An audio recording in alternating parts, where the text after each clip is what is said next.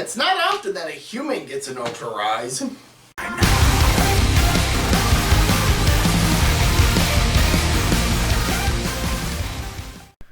Dark Legacy, Ultraman. Hello and welcome to Earth Alien ProtoMet. In 2011, Eiichi Shimizu and Tomohiro Shimaguchi began work on Ultraman, a manga that acted as a distant sequel to the original 1966 Ultraman television series, and they have continued to work on it to this day. In 2019, Netflix released an anime adaptation of the manga, with a second season released earlier this year, 2022, and a third and final season debuting sometime next year. Today I'll be talking about this yet-to-be-finished anime, and since this is an adaptation, I can just reuse my script from when I talked about the manga to explain the plot. So let's go! In the 1960s, a giant alien called Ultraman protected the Earth from monsters and aliens. And then he suddenly left, leaving his host, Shin Hayata, without any memories of his time with the giant. Several decades later, Shin's son, Shinjiro, begins to discover that he has powers no other human has, and he soon finds himself wrapped up in a mystery involving an alien calling itself Bemular, and discovers that his father also has special powers in addition to an exo-armor suit that complements those powers.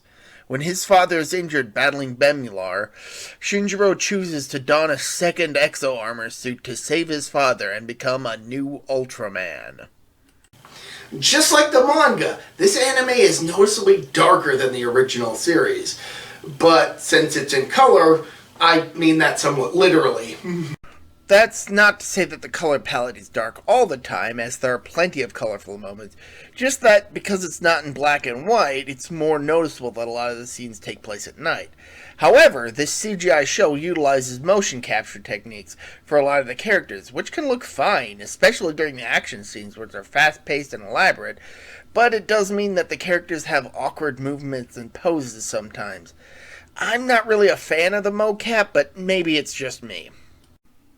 Because the anime follows the plot of the manga during its first season, that means that there are a number of characters and scenarios that are familiar to anyone who's read it, which are in turn based on situations and characters from the classic Ultra series, and they are brought to life in this anime very well.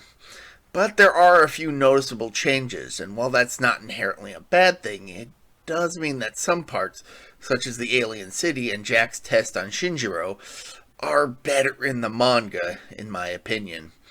The alien city in particular feels lazy because instead of a town full of different aliens as in the manga, it's instead filled with a bunch of generic human character models that are explained as aliens in disguise.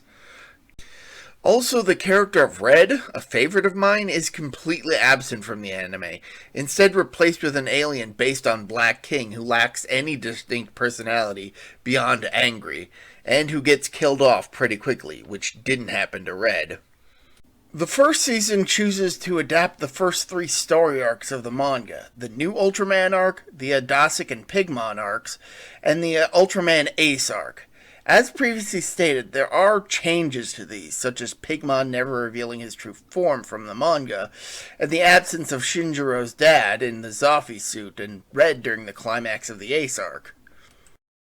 But the second season, which adapts the Taro and Darkstar arc, decides to toss out the events of the manga entirely, instead presenting a mostly original take on the arc, even introducing new characters and scenarios not present in the manga. And I'm all for that, because it helps to make the anime feel like its own entity that can stand separate from the source material. I won't say much about the second season and its plot because of how new it is, but it did leave me intrigued to see how the final season plays out, knowing that it will likely be something very unique from the manga. While I still prefer the manga, and did go on a bit of a tangent about the changes that I didn't care for, I still think that Ultraman is worth a watch. And for anyone who refuses to check this series out because it looks more like Iron Man than Ultraman, get over your preconceived notions and stop literally judging a book by its cover. Until next time, I'm ProtoMet. See ya!